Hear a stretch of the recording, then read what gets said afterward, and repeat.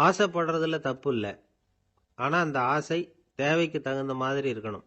தேவைக்கு மீறிய ஆசைகள் இருக்கு பாருங்க, அது தேவையில்லை. இந்த கருத்தை வலியுறுத்தது மாதிரி ஒரு கதை உண்டு. தேவேந்திரனுக்கு திடீர்னு வீடு கட்டணும்னு ஒரு ஆசை வந்துதான். வீடுன்னா நாம கட்டுற மாதிரி இல்லை. தேவேந்திரன் வீடுன்னா சும்மாவா? ஒரு பிரம்மாண்டமான அரண்மனை கட்டணும். அது மாதிரி இந்த 3 லோகத்திலையும் ஒரு அரண்மனை கிடையாது அப்படின்னு எல்லாரும் சொல்லணும். இது அவனோட ஆசை. உடனே தேவ தச்சரான விஸ்வகர்மாவை கூப்பிட்டான், உத்தரவு போட்டான். விஸ்வகர்மா தன்னுடைய உதவியாளர்களை எல்லாம் கூப்பிட்டு ஒன்னா சேர்த்துக்கிட்டார். படாத பாடுபட்டு ஒரு பெரிய அரண்மனையை கட்டி முடிச்சார். கட்டி முடிக்க 1000 வருஷம் ஆச்சு. தேவேந்திரன் வந்து பார்க்கறான். அவனுக்கு திருப்தி ஏற்படலை. என்னுடைய அந்தஸ்துக்கு இது ரொம்ப சாதாரணமான கட்டிடம், இதை விட இன்னும் பெருசா கட்டு அப்படின்னா. தேவ தச்சர் திணறி போயிட்டார். அவரால் அதுக்கு மேல எதுவும் செய்ய முடியல. என்ன பண்றதுன்னு யோசனை பண்ணார். நேரா நாரதர் காலில் போய் விழுந்தார். நீங்க தான் என்ன இந்த பிரச்சனையிலேருந்து காப்பாற்றணும்னார். நாரதர் யோசனை பண்ணார். சரி, கவலைப்படாதேன்னார். நேரா இந்திரன் கிட்ட போனார். இந்திரன் வந்து நாரதரை பார்த்த உடனே வாங்கன்னு கூட்டிட்டு போய் அரண்மனையை காட்டினான். இது மாதிரி ஒரு அரண்மனையை நீங்க வேற எங்கேயாவது பார்த்துருக்கிறீங்களா அப்படின்னு ரொம்ப பெருமையா கேட்டான்.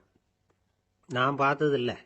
ஆனா என்னை விட வயசுல மூத்தவர் மகரிஷி லோமேசர், அவர் ஒரு வேளை பார்த்துருக்கிறாரா என்னமோ அப்படின்னார். உடனே அவரை மனசுல நினைச்சு தியானம் பண்ணினார். அடுத்த கணம் லோமேசர் அங்க வந்தார். இடையில ஒரு சின்ன துண்டு, கையில ஒரு கமண்டலம், தலையில ஒரு பாய், அவ்வளவுதான் அவர்கிட்ட இருந்தது. எதுக்காக தலையில எந்த பாய் அப்படின்னு கேட்டான் இந்திரன். என்ன மாதிரி அற்ப ஆயுள் உள்ள ஒரு ஜீவன் தனியா வீடு கட்டிக்கிட்டு திண்டாடணுமா? இந்த பாய் தான் ஒரு வீடு மாதிரி எனக்கு நிழல் கொடுக்குது அப்படின்னார் அவர். என்னது, உங்களுக்கு வந்து அவ்வளவு கொஞ்சமான ஆயுளா அப்படின்னு ஆச்சரியத்தோட கேட்டான் இந்திரன். ஆமா, இதை பாரு, என்னுடைய மார்புல ஒரு பொற்காசு அளவுக்கு ரோமம் உதிர்ந்துட்டுது. எப்ப என் உடம்புல உள்ள எல்லா ரோமமும் உதிர்ந்துருமோ அப்ப என்னுடைய ஆயுள் முடியும் அப்படின்னார். எப்ப அந்த ரோமங்கள் பூரா உதிரும்னு கேட்டான் இவன். ஒரு பிரம்மா மறைஞ்சதும் ஒரு ரோமம் உதிரும். என் உடம்புல உள்ள ரோமங்களின் எண்ணிக்கை எவ்வளவோ அவ்வளவு பிரம்மாக்கள் தோன்றி அவங்க ஆயுள் முடியும் பொழுது என் உடம்புல உள்ள ரோமங்கள் பூரா உதிரும் அப்படின்னார். அப்படின்னா ஒரு பிரம்மாவோட ஆயுள் எவ்வளவு காலம்னு கேட்டான். ஒரு பிரம்மாவுக்கு 100 தேவ வருஷம். ஒவ்வொரு தேவ வருஷத்துக்கும் 365 தேவ நாள். ஒவ்வொரு தேவ நாள்லயும் ஒன்ன மாதிரி 14 இந்திரர்கள் தோன்றி மறைகிறாங்க அப்படின்னு மகரிஷி லோமேசர் சொல்றார். இதை கேட்டதும் இந்திரன் ஆடி போயிட்டான். அவ்வளவு ஆயுள் உள்ள இவரே அற்ப ஆயுள்னு சொல்றார். நான் என்னுடைய ஆயுளை பெருசா நினைச்சுக்கிட்டு பிரம்மாண்டமான அரண்மனை கட்டணும்னு ஆசைப்படுறேனே அப்படின்னு நினைச்சான். எனக்கு வீடு கட்டின வரைக்கும் போதும்னு விட்டான். அதனால நாமெல்லாம் நம்முடைய தேவைக்கு தகுந்த மாதிரி ஆசைப்படுறது தான் நியாயம். ஆனா அப்படியே நடந்துக்கிறோம். மனுஷன் வந்து கடவுளையே ஏமாத்தி காசு வாங்கறதுக்குள்ள ஆசைப்படுறான். ஒருத்தன் கடவுளை நினைச்சு தவம் இருந்தான். கடவுள் நேரில் வந்தார். தேவலோகத்தில் ரூபாய்க்கெல்லாம் என்ன மதிப்புன்னு கேட்டான். அங்கெல்லாம் ரூபாய்ங்கிறது உங்க பணத்தில் 1 கோடி ரூபாய்க்கு சமம். அதாவது தேவலோகத்தில் 1 ரூபான்னா இங்கே 1 கோடி ரூபா. அது மாதிரி எங்களுக்கு ஒரு நாளுங்கிறது உங்க கணக்கில் 1 கோடி வருஷத்துக்கு சமம் அப்படின்னார் கடவுள். அப்படின்னா எனக்கு நீங்க அதிகமா எதுவும் தர வேணாம், உங்க கணக்குப்படி ஒரே 1 ரூபா கொடுங்க, அது போதும்னா இவன் ரொம்ப சாமர்த்தியமா. கடவுள் யோசனை பண்ணார். அது ஒன்றும் கஷ்டம் இல்லை, 1 ரூபா தானே கேட்குற, கொடுத்துட்றேன். ஆனா இப்போ வரும்பொழுது நான் எடுத்துக்கிட்டு வரல, எங்க கணக்குப்படியே 1 நாள் பொறுத்துக்க பணத்தோட வந்துடுறேன் அப்படின்னு சொல்லிவிட்டு பறந்து போயிட்டார். ஒரு ஊர்ல ஒரு ராஜா இருந்தார். அவர் ஒரு பூனை வளர்த்தார். ரொம்ப செல்லமா அவர் அந்த பூனையை வளர்த்தார். அவர் என்ன பண்ணுவார் தெரியுமா? இரவு நேரத்தில் அந்த பூனையோட தலையில ஒரு விளக்க வச்சிருவார். அந்த பூனை ரொம்ப ஜாக்கிரதையா அந்த விளக்கு கீழே விழுந்துடாம பார்த்துக்கும். தலையை ஆட்டாம ரொம்ப நிதானமா ராஜா பின்னாடி நடந்து போய்கிட்டே இருக்கும். அந்த விளக்கு வெளிச்சத்துல எல்லா வேலைகளையும் செஞ்சிருவார். கையில ஒரு விளக்க தனியா எடுத்துட்டு போக வேண்டிய அவசியமே இல்லை. விளக்க தூக்கிட்டு போற வேலையை அந்த பூனை பார்த்துக்கும். அதனால ராஜாவுக்கு அந்த பூனை மேல ரொம்ப பிரியம். மந்திரிகளை எல்லாம் கூப்பிட்டு அவங்க கிட்ட சொல்லுவார், பாத்தீங்களா இந்த பூனை எவ்வளவு விசுவாசமா நடக்குது, என் பேர்ல எவ்வளவு மரியாதை பாத்தீங்களா அதுக்கு அப்படிம்பார். இதை கேட்டுட்டு அங்கிருந்த அமைச்சர்கள் ஒருத்தர் சொன்னார், மன்னா நீங்க சொல்றது சரிதான், இருந்தாலும் இந்த பூனையோட விசுவாசத்தை நாம கொஞ்சம் சோதிச்சு பார்க்க வேண்டியிருக்கு அப்படின்னாராம். சரி, உங்க ஆசையை ஏன் கெடுக்கணும், நல்லா சோதிச்சு பாருங்க அப்படின்னு சொல்லிவிட்டார் ராஜா. உடனே அந்த அமைச்சர் என்ன பண்ணார் தெரியுமா? எங்கேயோ புறப்பட்டு போனார். ஒரு 5-6 எலிகளை பிடிச்சிட்டு வந்தார். அரண்மனையில் ராஜா ஏதோ வேலை பார்த்துக்கிட்டு இருக்கிறாரு. பக்கத்தில் அந்த பூனை ரொம்ப பணிவா நின்றுகிட்டு இருக்குது. அது தலையில் விளக்கு எரிஞ்சிக்கிட்டு இருக்கு.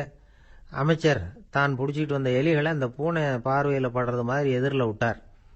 அந்த எலிகள்லாம் அங்கேயும் இங்கேயும் ஓட ஆரம்பிச்சுது. அதை பார்த்தது பூனை. அவ்வளவுதான். தலையில் இருக்கிற விளக்கை பற்றியும் கவலைப்படலை, ராஜாவை பற்றியும் கவலைப்படல. ஒரே பாய்ச்சலாக பாஞ்சு எலிகளை துரத்த ஆரம்பிச்சுட்டுது. தலையில் இருந்த விளக்கு எங்கேயோ போய் விழுந்தது, அணைஞ்சு போச்சு. இருட்டில் ராஜா தடுமாற ஆரம்பிச்சுட்டார். இந்த சமயத்தில் அந்த அமைச்சர் மறுபடியும் விளக்கை ஏற்றினார். வெளிச்சம் வந்தது. அதுக்கப்புறம் அந்த அமைச்சர் பேசினார். அரசே, பூனையோட விசுவாசத்தை பார்த்தீங்களா? எலி அது கண்ணில் படுற வரைக்கும் தான் விசுவாசமா இருந்தது. அது மாதிரி எலியை பார்த்ததும் எல்லாத்தையும் விட்டுட்டு அதை துரத்த ஆரம்பிச்சுட்டு பார்த்தீங்களா?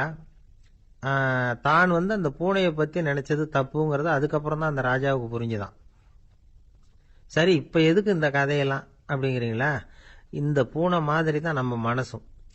மனசை எவ்வளவுதான் பயிற்சி கொடுத்து பக்குவமாக வச்சிருந்தாலும் பார்க்கறதுக்கு பரமசாது மாதிரி தான் இருக்கும். பார்க்க வேண்டியதை பார்த்துட்டுதுன்னா பாஞ்சிரும்.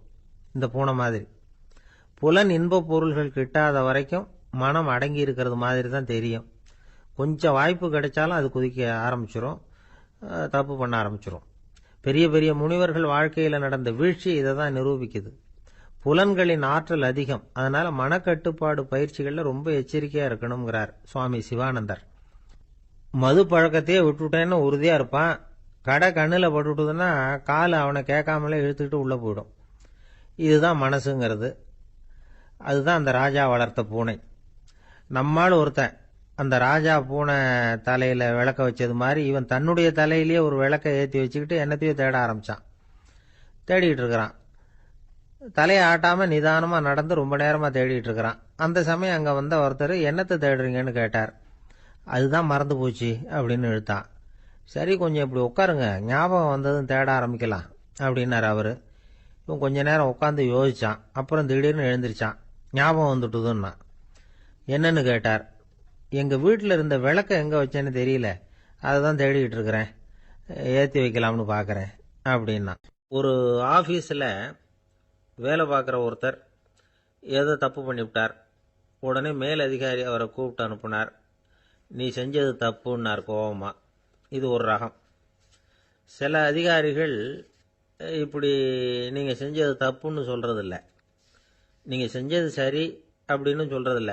எப்படி சொல்லுவாங்கன்னா, நீங்கள் செஞ்சது சரியில்லைன்னு நான் நினைக்கிறேன் அப்படின்னு சொல்லுவாங்களாம். அதாவது சில பேர் நீங்கள் செஞ்சது தப்புங்கிறாங்க, அதையே மாற்றி சொல்கிறாரு இவர், நீங்கள் செஞ்சது சரியில்லைன்னு நினைக்கிறேன். இது ரெண்டும் அர்த்தம் ஒன்று தான், இருந்தாலும் வார்த்தைகள் வித்தியாசம். நிர்வாக திறமை இல்லாத ஒரு அதிகாரி யூ ஆர் ராங் அப்படின்னு சொல்லுவாராம். நிர்வாக திறமை உள்ள அதிகாரியாக இருந்தால் அதையே கொஞ்சம் மாற்றி I think you are not correct அப்படிம்பாரான். இதுதான் வித்தியாசம். இருந்தாலும் வார்த்தைகளை உபயோகப்படுத்துகிற விதத்தை வச்சு தான் வேலை நல்லா நடக்கிறதும் நடக்காததும் இருக்கு. விவரம் தெரிஞ்சவங்க என்ன சொல்றாங்க தெரியுமா? Be a leader not a boss அப்படிங்கிறாங்க. ஒரு லீடரா பாஸா இருக்காதே அப்படிங்கிறாங்க. சரி, அப்படின்னா லீடருக்கும் பாஸுக்கும் வித்தியாசம் உண்டா அப்படின்னு கேட்டா இருக்குன்னு சொல்றாங்க. லீடருங்கிறவர் வேற, பாஸுங்கிறவர் வேற. ஒரு லீடர் எப்படி நடந்துக்குவார், ஒரு பாஸ் எப்படி நடந்துக்குவார், இதை முதல்ல நாம தெரிஞ்சுக்கணும். அவங்க எப்படி நடந்துக்குவாங்க அப்படிங்கிறதுக்கு சில விவரங்கள் இருக்கு. அதை கேட்டோம்னா நாம புரிஞ்சுக்கலாம் அதை. அதாவது பாஸுங்கிறவர் விரட்டிக்கிட்டே இருப்பார், லீடருங்கிறவர் ஊக்கப்படுத்திக்கிட்டே இருப்பார். நாளைக்கு சாயந்தரத்துக்குள்ள அந்த வேலையை செஞ்சு முடிக்கலன்னா தொலைச்சு விடுவோம் தொலைச்சி அப்படிம்பார் அவர். இவர் எப்படி சொல்லுவார்னா, இதுவரைக்கும் நீங்க செஞ்சிருக்கிற வேலை ரொம்ப அற்புதம் அப்படிம்பார். பாஸுங்கிறவர் அதிகாரத்தை நம்பி செயல்படுறவர், லீடருங்கிறவர் நல்லெண்ணத்தை நம்பி செயல்படுறவர். நம்ம கிட்ட அதிகாரம் இருக்கு, பவர் இருக்கு, அதனால காரியத்தை சாதிச்சுடலாம் அப்படின்னு நினைக்கிறவர் அவர். மற்றவங்க கிட்ட ஒரு நல்ல அபிப்பிராயத்தை சம்பாதிச்சுக்கிட்டு அது மூலமா காரியங்களை சாதிக்கிறவர் இவர். பாஸுங்கிறவர் பயத்தை உண்டு பண்ணுவார், லீடருங்கிறவர் அன்பை பரவ செய்வார். அதை செய்யலைன்னா ஆடிட்டில் தகராறாயிடும், இது செய்யலைன்னா இன்கிரிமெண்ட் கட் ஆகிடும், இப்படி ஏதாவது சொல்லி பயமுறுத்திக்கிட்டே இருப்பார் அவர். இவர் அப்படி இல்லை. உடம்பு இப்படி இருக்குது, வீட்டில் எல்லாரும் சௌக்கியமாக இருக்கிறாங்களா, ஆஃபீஸில் எல்லாம் வசதியாக இருக்குதா, நான் ஏதாவது உதவி செய்யணுமா அப்படின்னு அன்புக்கு முக்கியத்துவம் கொடுப்பார். பாஸுங்கிறவர் எதுக்கெடுத்தாலும் நான் சொல்லிக்கிட்டு இருப்பார், லீடருங்கிறவர் நாமன்னு சொல்லிக்கிட்டு இருப்பார். பாஸுங்கிறவர் தப்புக்கு காரணம் யாருன்னு பார்ப்பார், லீடருங்கிறவர் தப்பு என்னன்னு பார்ப்பார். இதுதான் ரெண்டு பேருக்கு வித்தியாசம். The boss shows who is wrong, the leader shows what is wrong அப்படின்னு சொல்லுவாங்க. இந்த காரியம் எப்படி செய்யப்பட்டிருக்கு அப்படின்னு தெரிஞ்சுக்கிறவர் பாஸ். இந்த காரியத்தை எப்படி செய்யணும்னு செஞ்சு காட்டுறவர் லீடர். பாஸுங்கிறவர் பணியாளர்களை திட்டுவார், லீடர் மரியாதைக்குரியவராக நடத்துவார், அதுக்குரியவராக அவர் நடந்துக்குவார். செய்கிற வேலையை ஒரு சுமையா நினைக்க வைக்கிறவர் பாஸ், செய்கிற வேலையை ஒரு சந்தோஷமா ஆக்குறவர் லீடர். ஒரு முதலாளியா இருக்கிறவர் அல்லது ஒரு நிர்வாகியா இருக்கிறவர் இது மாதிரியான நுணுக்கங்களை எல்லாம் தெரிஞ்சு வச்சுக்கிறது நல்லது. ஒரு பாஸ் இருக்கார், அவர் ஒரு நாள் ரொம்ப பெருமையா தன்னோட ஆபீஸை பத்தி பேசிக்கிட்டு இருந்தார். எனக்கு கீழே 200 பேர் வேலை செய்யறாங்க சார், நான் ஒரு கோடு கிழிச்சா அவங்க அதை தாண்டாத அளவுக்கு நான் நடந்துக்கிறேன் சார் அப்படின்னார் அவர். அது எப்படி முடியுது உங்களால அப்படின்னு கேட்டோம். நான் கோடே கிழிக்கிறது இல்லை சார் அப்படின்னார். ஒரு வயசான பாட்டியின் தாத்தாவும் ஒரு பூங்காவில் உட்காந்து பேசிக்கிட்டு இருக்கிறாங்க. அவங்களுக்கு கல்யாணம் ஆகி 53 வருஷம் ஆச்சு. பிள்ளைங்கள்லாம் படித்து பெரிய பெரிய வேலையில் இருக்கிறாங்க. பேரன் பேத்திகளும் நல்ல நிலைமையில் இருக்கிறாங்க. இந்த தாத்தாவும் பாட்டியும் சிரித்து பேசிக்கிட்டு இருந்ததை ஒரு பெரியவர் பார்த்தார். அவருக்கு ஆச்சரியமா இருந்தது. இந்த வயசுலேயும் இவ்வளவு அந்யோன்யமா இவங்க பேசிக்கிட்டு இருக்கிறாங்களே அப்படின்னு நினைச்சார். சரி, நேரிலேயே கேட்டுருவோமே அப்படின்னு நினைச்சிக்கிட்டு கிட்ட போனார். உங்க மன வாழ்க்கையின் வெற்றிக்கான ரகசியம் என்ன அப்படின்னு கேட்டார். இதை கேட்டதும் அந்த தாத்தா சிரிச்சுக்கிட்டே பாட்டியை பார்த்தாராம். அதுக்கப்புறம் சொன்னாராம், நான் இந்த அம்மாவை கல்யாணம் பண்ணிக்கிட்டதுக்கும் எங்களுடைய இல்வாழ்க்கை இவ்வளவு நாளாக பலம் குறையாம மகிழ்ச்சியா இருக்கிறதுக்கும் காரணம் ஒன்று தான். அது என்ன காரணம்னா, எங்களுக்கு இடையில பொதுவாக நிறைய குறைகள் உண்டு, அதுதான் காரணம் அப்படின்னாராம். அவர் சொல்றது சரிதான் அப்படிங்கிறது மாதிரி அந்த பாட்டியும் அவரை நிமிர்ந்து பார்த்தாங்களாம். இந்த பெரியவர் மறுபடியும் அந்த பாட்டியை பார்த்து அதே கேள்வியை கேட்டிருக்கார். உங்களுடைய நீண்டகால மன வாழ்க்கைக்கு கிடைச்ச வெற்றி எதனாலேன்னு சொல்ல முடியுமா அப்படின்னு கேட்டாராம். அவங்களும் சிரிச்சுக்கிட்டே பதில் சொன்னாங்களாம். என்ன பதில் தெரியுமா? சில பேரை நாம குறிப்பிட்ட பண்புகளுக்காக நேசிக்கிறோம், வேற சிலரை நாம் அந்த பண்புகள் இல்லாத குறைகளுக்காகவே விரும்பி பழகிறோம் இல்லையா அப்படின்னு கேட்டுவிட்டு தலையை குனிஞ்சுக்கிட்டாங்களாம் அந்த பாட்டியம்மா. அவங்க அப்படி சொன்னதை கேட்டதும் இவருக்கு புதுசா ஞானம் பிறந்தது மாதிரி இருந்துதான். இதுதான் மனம் நிறைந்த மன வாழ்க்கை அப்படிங்கிறார் சுவாமி சின்மயானந்தர். பண்புகளை எப்படி நேசிக்க முடியுதோ அதே மாதிரி பண்புகள் இல்லாத குறைகளையும் நேசிக்க முடியும். மனசுதான் காரணம். ஒரு மேல்நாட்டு தம்பதி, அவங்களும் தாத்தா பாட்டி தான். அவங்க 2 பேரும் ஒரு பூங்காவில் உட்காந்து சிரிச்சு பேசிக்கிட்டு இருக்கிறாங்க. அதை ஒருத்தர் பார்த்தார். அவருக்கு ஆச்சரியம், இவ்வளவு காலம் ஆகி இந்த வயசுலயும் இப்படி அன்பா பேசிக்கிட்டு இருக்கிறாங்களே அப்படிங்கிற ஆச்சரியம். கிட்ட நெருங்கி போனாரு, கேட்டார், ஏன் தாத்தா உங்களுக்கு கல்யாணம் ஆகி எவ்வளவு வருஷம் ஆச்சுன்னார். 55 வருஷம் ஆச்சுன்னாராம் அவரு. இன்னமும் இவ்வளவு சந்தோஷமா இருக்கிறீங்களே, அதுக்கு என்ன காரணம்னு கேட்டிருக்கார். அதுக்கு என்ன காரணம்னா, இது வரைக்கும் எங்களுக்குள்ள சண்டையே வந்ததில்லை அப்படின்னாராம். அது எப்படி முடியும்னு கேட்டிருக்கார் இவர் ஆச்சரியமா. அந்த தாத்தா சொல்ல ஆரம்பிச்சாராம், இதை பாருப்பா, எங்களுக்கு கல்யாணம் ஆன புதுசுல நானும் என்னுடைய மனைவியும் ஒரு குதிரை மேலே ஏறி ஒரு காட்டு வழியா போய்கிட்டு இருந்தோம். கொஞ்சம் தூரம் போனதும் அந்த குதிரை எடக்கு பண்ணிச்சு. நான் உடனே கீழே இறங்கி அந்த குதிரையை பார்த்து, இது உனக்கு முதல் தடவை அப்படின்னு மிரட்டலா சொல்லிவிட்டு ஏறி உட்காந்தேன். மறுபடியும் போனோம். கொஞ்சம் தூரம் குதிரை நல்லபடியாக நடந்து போச்சு. மறுபடியும் எடக்கு பண்ண ஆரம்பிச்சுட்டுது. நான் கீழே இறங்கினேன். கையில் இருந்த சாட்டையால் ஓங்கி ஒரு அடி கொடுத்தேன். இது உனக்கு 2வது தடவை அப்படின்னு சொல்லிவிட்டு ஏறி உக்காந்தேன். மறுபடியும் குதிரை கொஞ்சம் தூரம் நல்ல விதமாக நடந்து போச்சு. அப்புறமும் எடக்கு பண்ண ஆரம்பிச்சுட்டுது. அந்த சமயத்தில் ஒரு ஆற்று பாலத்தை கடந்து போய்கிட்டு இருக்கிறோம். நான் கீழே இறங்கினேன். என்னுடைய மனைவியையும் கீழே இறங்க சொன்னேன். அந்த குதிரையை பிடிச்சி அப்படியே ஆற்றுல தள்ளி விட்டுட்டேன். தள்ளி விட்டுட்டு, இது உனக்கு கடைசி தடவை அப்படின்னு சொன்னேன். அதை பார்த்ததும் என் மனைவி பதறி போயிட்டாங்க. போய், ஐயோ பாவம், என்ன இப்படி பண்ணிவிட்டீங்க, உங்களுக்கு மனசுல கொஞ்சம் கூட இறக்கமே இல்லையா அப்படின்னாங்க. நான் மெதுவா இவங்க பக்கம் திரும்பி, இது உனக்கு முதல் தடவை அப்படின்னேன். அவ்வளவுதான், அன்னையிலேருந்து இன்னைய வரைக்கும் ஒரு நாள் கூட எங்களுக்குள்ள சண்டையே வந்ததில்லை அப்படின்னு விளக்கம் கொடுத்தார் அந்த தாத்தா. ஒரு ஆளு வேகமா நடந்து போய்கிட்டு இருந்தான். அவன் வேகமா நடக்கிறதுக்கு காரணம் வெயில் காலம், காலில் செருப்பு இல்லை, மணல் பாதை, அதுதான் வேகம். காலில் செருப்பும் இல்லாம கையில குடையும் இல்லாம அந்த ஆள் வெயில்ல நடந்து போய்கிட்டு இருக்கிறான். அந்த சமயத்தில் இன்னொருத்தன் குதிரை மேலே ஏறி அந்த வழியாக வந்துக்கிட்டு இருக்கிறான்.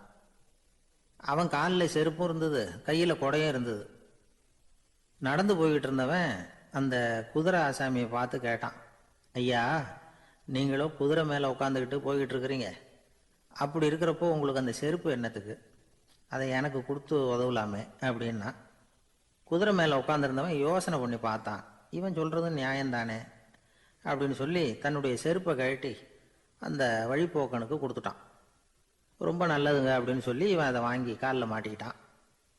அதுக்கப்புறம் மறுபடியும் இவன் ஆரம்பித்தான், ஐயா, நீங்கள் குதிரையில் போகிறதுனால போக வேண்டிய இடத்துக்கு வேகமாக போய் சேர்ந்துருவீங்க, அதனால் உங்கள் கையில் அந்த கொடை என்னத்துக்கு?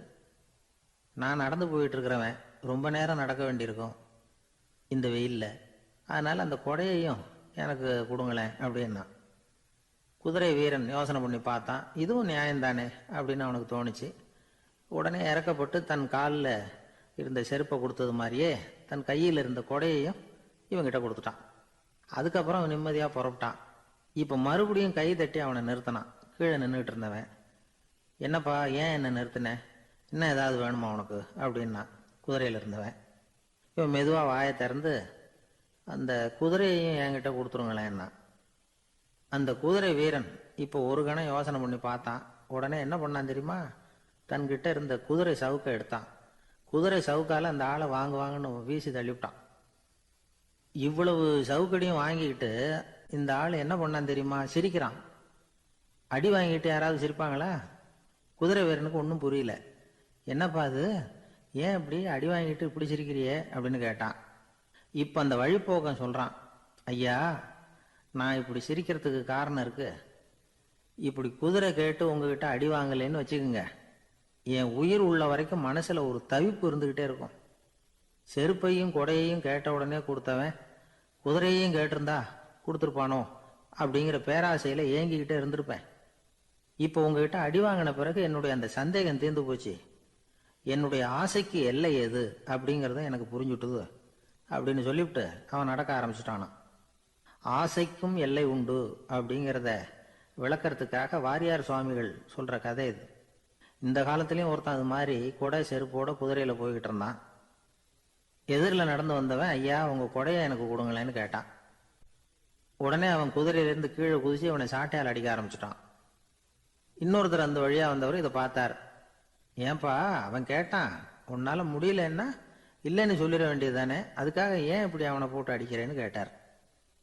உங்களுக்கு விவரம் புரியாது சார், காலம் ரொம்ப கெட்டு போச்சு.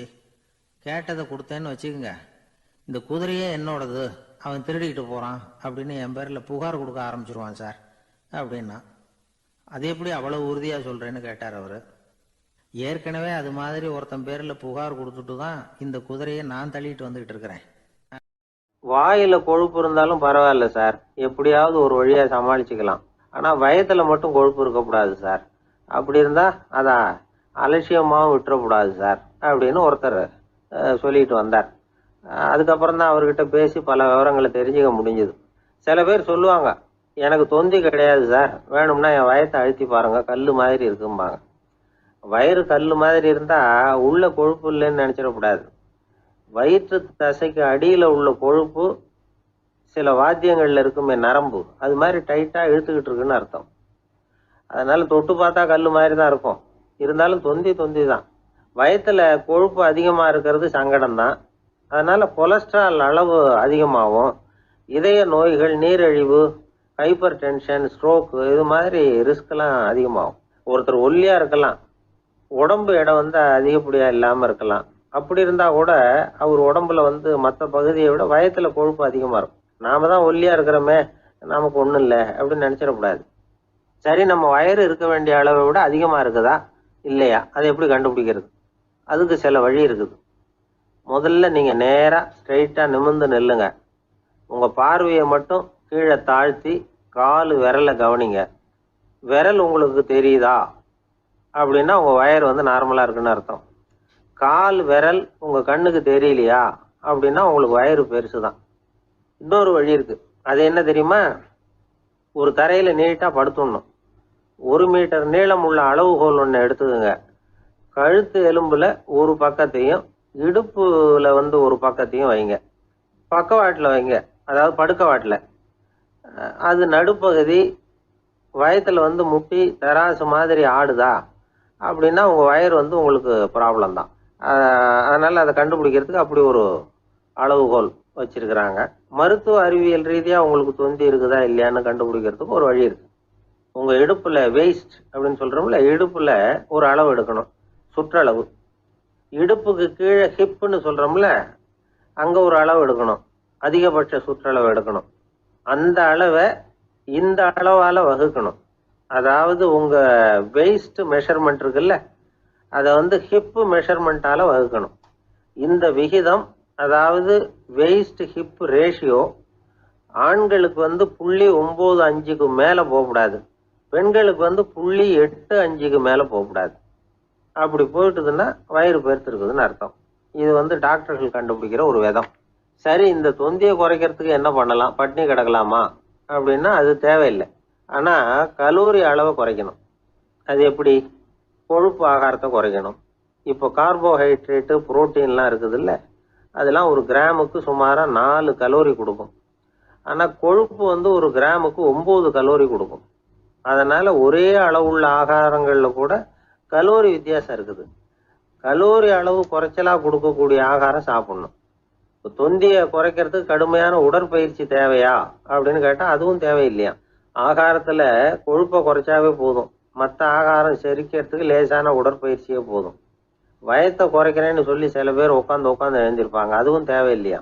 அப்படிலாம் பண்ணி உங்களை கஷ்டப்படுத்திக்க வேண்டியதில்லை. வயத்தை குறைக்கிறதுக்கு அதெல்லாம் உதவுறது இல்லை அப்படின்னு அது சம்பந்தமான நிபுணர்கள் சொல்றாங்க. இப்போ இது சம்பந்தமா 1984 ஒரு சோதனையே பண்ணி பார்த்துருக்குறாங்க. ஒரு நாளைக்கு 185 தடவை உட்காந்து எழுந்திருக்கிறது. இது மாதிரி 27 நாள் பயிற்சி பண்ணிவிட்டு பார்த்தாங்களாம். வயிற்று கொழுப்புல எந்த மாறுதலும் இல்லையா. அதனால உட்காந்து எழுந்திருக்கிற வேலையெல்லாம் தேவையில்லை. தொந்தியை குறைக்கிறதுக்கு முயற்சி பண்றவங்க தோற்றத்தை அழகாக்குறது ஒரு பக்கம் இருந்தா கூட ஆரோக்கியமான நீண்ட வாழ்வுக்கும் அவங்க அஸ்திவாரம் போடுறாங்கன்னு தான் அர்த்தம். ஒருத்தர் வந்தார், சார் எனக்கு தொந்தி இருக்கா இல்லையான்னு கண்டுபிடிக்கிறது கஷ்டமா இருக்குதுன்னார். சரி, நான் கண்டுபிடிக்கிறேன், இப்படி தரையில காலை நீட்டி ஸ்ட்ரைட்டா படுங்க அப்படின்னோம். சரின்னு படுத்துட்டார். இப்போ உங்க கண்ணை திருப்பி கால் கட்டை விரலை பாருங்க, கட்டை விரல் தெரியுதா அப்படின்னு கேட்டேன். தெரியுது சார்னார். நீங்க தெரியுதுன்னு சொல்றத நான் எப்படி நம்புறதுன்னு. அதோ தெரியுற அந்த கட்டை விரல் நுனியில ஒரு ஈ கூட உட்காந்துருக்குது பாருங்க சார் அப்படின்னார். அப்படின்னா நீங்க பாக்குறது கட்டை விரல் இல்லை சார், உங்க மூக்கு நுனி, அங்கதான் இப்ப ஈ உட்காந்துருக்குது அப்படின்னோம். என்ன சார் உங்க பையன் என்ன செஞ்சுக்கிட்டு இருக்கிறான் இப்போ அப்படின்னு கேட்டார் ஒருத்தர். அடிக்கடி கண்ணாடி முன்னாடி நின்று அழகு பார்த்துக்கிட்டு இருக்கிறான் சார் அப்படின்னாரு அப்பா. இளம் பருவம் இப்படிதான் இருக்கும், அதையெல்லாம் சாதாரணமாக நினச்சிடாதீங்க அப்படின்னாரு அவரு. என்ன சார் சொல்கிறீங்க, கண்ணாடி முன்னாடி நின்றுக்கிட்டு நேரத்தை வீணாக்கிக்கிட்டு இருக்கான், அதை ஒரு பெரிய விஷயமா நான் நினைக்கணுமா அப்படின்னாரு இவர். இளம் பருவத்தில் இளைஞர்களுக்கும் சின்ன பொண்ணுங்களுக்கும் அடிக்கடி கண்ணாடியில் பார்க்கணும்னு தோணும். அது வெறுமனே அழகு பார்க்கறது மட்டும் இல்லை, அவங்க தங்களையே தேடி கண்டுபிடிக்கிற ஒரு முயற்சி அது. இது ஒரு மனோதத்துவ விளைவு. இது வரைக்கும் சின்ன பிள்ளையா இருந்துட்டோம், இனிமேல் நாமளும் மற்றவங்க மாதிரி மனிதர்கள் தான் அப்படிங்கிற உணர்வு அவங்களுக்கு வருது. தங்களோட முகம் எப்படி இருக்குது, அழகு எப்படி இருக்கு, உடம்பு நேரம் எப்படி இருக்கு, முடி எப்படி இருக்கு அப்படிங்கறதையெல்லாம் கண்டுபிடிக்கிறாங்க. அதுக்கப்புறம் இன்னொரு ஆணோ பொண்ணோ தன்னை கவனிக்கணும் அப்படின்னு நினைக்கிறாங்க. இதெல்லாம் மனோதத்துவ உண்மைகள், இதெல்லாம் இயற்கை. இதை பார்த்துட்டு பெற்றவங்க பிள்ளைங்க கெட்டு போட்டாங்க அப்படின்னு நினைக்கக்கூடாது, அவங்கள திட்டிக்கிட்டே இருக்கக்கூடாது. இன்னைக்கு பல குடும்பங்களில் இதுதான் நடந்துகிட்டு இருக்குது. மனுஷ வாழ்க்கையிலேயே இப்படியும் இல்லாத அப்படியும் இல்லாத ஒரு பருவம் இளம் பருவம். 13லேருந்து 19 வயசுக்கு உட்பட்ட ஆண்கள் பெண்கள் இந்த வகையை சேர்ந்தவங்க, டீனேஜ் குரூப். இவங்கள சின்னவங்கன்னு நினச்சிட முடியாது, பெரியவங்கன்னு நினச்சிட முடியாது. இவங்க ரொம்ப சென்சிட்டிவ். சமூகம் நினைச்சா இவங்களை நல்லவங்களாகவும் ஆக்கலாம், கெட்டவங்களாகவும் ஆக்கலாம். கொஞ்சம் அக்கறை எடுத்துக்கிட்டால் பெரிய பெரிய மேதைகளையும் விஞ்ஞானிகளையும் உருவாக்கலாம். ஆனால் நடக்கிறது என்ன தெரியுமா, அநேகமாக இவங்களை யாருமே சரியாக புரிஞ்சுக்கிறது இல்லை, இவங்களை சரியாக நடத்துறதும் இல்லை. இது வரைக்கும் நாம் சொல்கிறத கேட்டுக்கிட்டு இருந்தான், இப்போல்லாம் அவன் இஷ்டத்துக்கு நடக்க ஆரம்பிச்சுட்டான் அப்படின்னு வருத்தப்படுற பெற்றோர்கள் அதிகம். இது வருத்தப்படுற விஷயம் இல்லை, சந்தோஷப்பட வேண்டிய விஷயம். உங்கள் புள்ள சொந்தமாக யோசிக்க ஆரம்பிக்கிறதும் நடந்துக்க ஆரம்பிக்கிறதும் ஒரு தப்பான விஷயமா? அவன் கடைசி வரைக்கும் உங்கள் பேச்சையே கேட்டுக்கிட்டு இருக்கணுங்கிறது என்ன நியாயம்? இன்னைக்கு இளைஞர்களை வந்து பெரியவங்க தப்பா புரிஞ்சுக்கிட்டு தவறா நடத்துறதுனால தான் அவங்களுக்கு வெறுப்பு, எரிச்சல், மனக்கசப்பு எல்லாம் உண்டாகுது. பெத்தவங்க சரியா மதிக்கிறது இல்ல அப்படிங்கிற ஒரே காரணத்தினாலேயே வீணா போகிற பிள்ளைங்க இன்னைக்கு அதிகம். சரி, பெத்தவங்களுக்கு இன்னைக்கு என்னதான் புத்தி சொல்ல வர்றீங்க அப்படின்னு கேக்குறீங்களா? நாம எதையும் சொல்ல வரல. ஆனா அது சம்பந்தமான சில நிபுணர்கள் சொல்லி இருக்கிறத உங்க காதுல போட்டு வைக்கலாம். அது என்னன்னா, பிள்ளைங்க கிட்ட அன்பு செலுத்துங்க. குழந்தையா இருந்தப்போ எவ்வளவு பாசமா இருந்தீங்க, வளர வளர அதை ஏன் குறைச்சிக்கிறீங்க? பெத்தவங்களின் அன்பான வார்த்தைகளுக்கு ஏங்குறவங்க தான் இன்றைய இளைஞர்கள். அவங்க எதை சொன்னாலும் அதை அக்கறையா காது கொடுத்து கேளுங்க, அலட்சியப்படுத்தாதீங்க. அவங்க விரும்புறது உங்ககிட்ட இருந்து ஒரு மதிப்பு, மரியாதை, அங்கீகாரம், இவ்வளவுதான். அவங்க அவங்களாவே முடிவுகள் எடுக்கட்டும், அதுக்கு நீங்க உதவியா இருங்க, அது போதும். மற்றவங்க முன்னாடி, முக்கியமா அவங்க நண்பர்கள் முன்னாடி அவங்கள பத்தி மட்டமா பேசாதீங்க. அவங்க கிட்ட பொய் சொல்லக்கூடாது. நீங்க சொன்னது பொய்ன்னு தெரிஞ்சு போச்சுன்னா உங்க பேர்ல அவங்களுக்கு இருக்கிற மதிப்பு போயிடும், நம்பிக்கை போயிடும். அவங்களுக்கு முன்னாடி நீங்க சண்டை போடக்கூடாது. உங்க பிள்ளைய எப்பவும் இன்னொரு பிள்ளையோட ஒப்பிட்டு பேசுற வேலையே வேணாம். கூட பிறந்த மற்றவங்களோட கூட ஒப்பிடக்கூடாது. இப்படி செஞ்சா அவன் உங்ககிட்டயும் பிரியமா இருக்க மாட்டான், அவங்க கிட்டயும் பிரியமா இருக்க மாட்டான். புள்ள எங்க போறான், என்ன பண்றான் அப்படின்னுலாம் வந்து துப்பறிஞ்சிக்கிட்டு இருக்கக்கூடாது.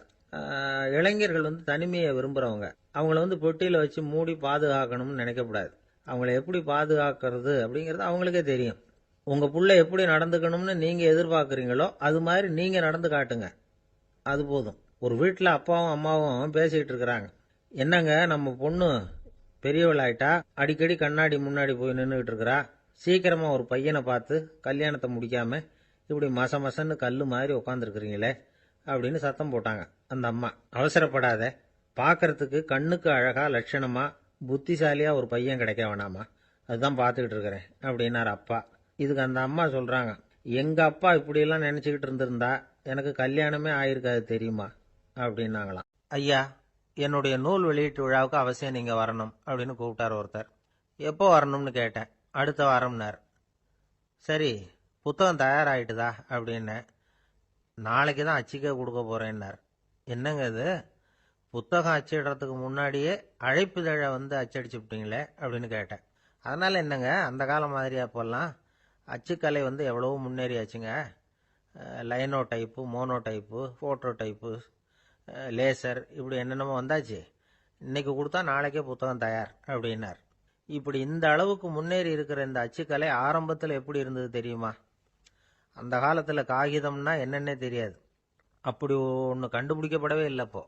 அப்போல்லாம் எதையாவது ஒன்று எழுதணும்னா அதுக்கு ஆட்டு தோலை தான் பயன்படுத்தி இருக்கிறாங்க. கண்ணுக்குட்டி தோல் கூட அதுக்கு உபயோகப்பட்டு தான். ஐரோப்பாவில் இருந்த பாதிரியார்கள் தோலில் எழுதப்பட்ட புத்தகத்தை தயாரிக்கிறதுல ரொம்ப கெட்டிக்காரங்களாம். எகிப்து, அப்புறம் மத்திய தரைக்கடல் ஓரத்தில் உள்ள நாடுகள், இங்கெல்லாம் தோல் தான் எழுதுபொருளாக பயன்பட்டு வந்திருக்குது. ஆனால் நம்ம நாட்டில் ஓலைச்சுவடிகளை எழுத்துக்கு பயன்படுத்தி இருக்கிறாங்க. எழுதுறதுக்கு தோலை பயன்படுத்தினவங்க பிறகு பேப்பரைஸ் அப்படிங்கிற கோரை புல்லை வந்து அதுக்கு பயன்படுத்தினாங்களாம். இதெல்லாம் அப்படி கொஞ்சம் கொஞ்சமாக கண்டுபிடிச்சிட்டு வந்திருக்கிறாங்க. அந்த புல்லை வந்து கச்சிதமாக நறுக்க வேண்டியது, நல்லா பதப்படுத்த வேண்டியது, அதுக்கப்புறம் அதில் எழுத வேண்டியது, அவ்வளவுதான். பேப்பருங்கிற சொல்லே இந்த பேப்பைரஸ் அப்படிங்கிறதுலேருந்து வந்தது தான். அதுக்கப்புறம் தான் காகிதம் வந்தது. இதை முதல்ல சீன நாட்டில் தான் கண்டுபிடிச்சாங்க. அது வந்த பிறகு அச்சு எந்திரம் கண்டுபிடிக்க வேண்டிய அவசியம் ஏற்பட்டது. அதை கண்டுபிடிச்சவர் ஜெர்மானிய அறிவியல் அறிஞர் ஜான் கூட்டன்பர்க். அச்சு கலைக்கு அடித்தளம் அமைச்சவர் அவர் தான். ஜெர்மனியில் மெயின்ஸ் அப்படிங்கிற ஊரில் 1399 பிறந்தார். அவரோட மாமன் ஒருத்தர் உலோக வேலையில் வல்லவர். அவர்கிட்ட இந்த வேலையை கற்றுக்கிட்டார். அதோட வைர கற்களை வந்து பட்டை தீட்டுறதுலையும் ரொம்ப தேர்ச்சி பெற்றிருந்தார்.